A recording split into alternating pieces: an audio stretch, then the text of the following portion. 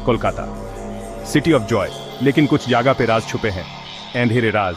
ये एक ऐसी ही कहानी है, एक भूतेरी हवेली की कहानी, एक कहानी जो आज भी मुझे डराती है। हवेली अकेली खड़ी थी, टूटी हुई दीवारें, टूटे हुए खिड़की, झदियों से भरा हुआ बाग। एक अजीब खामोशी थी हवा में, सर्फ पैटर्न की सरसराहट सुनाई दे रही थी।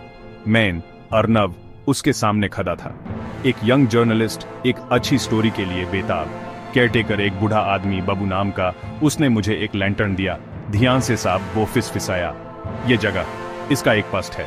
उसकी आवाज कांप रही थी। मेरी रीढ़ की हड्डी में एक झुरझुरी दौड़ गई। हवा ठंडी हो गई, जैसे कोई देख रहा हो।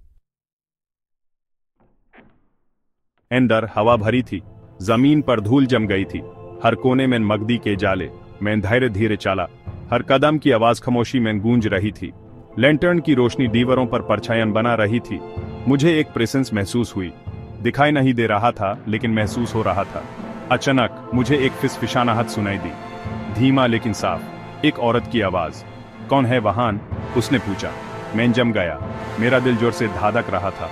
मैं मुदा लेकिन कुछ नहीं दिखा। क्या ये मेरा वहम था या कुछ और? मैं एक्सप्लोर करता रहा।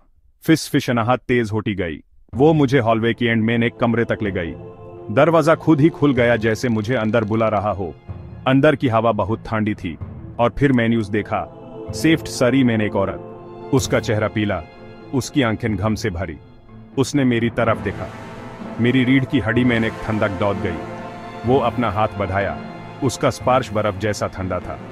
फिर वो गायब हो गई, पीछे छोड़कर एक ठंडा खरा कमरा और एक सच्चाई जो बहुत डरावनी थी।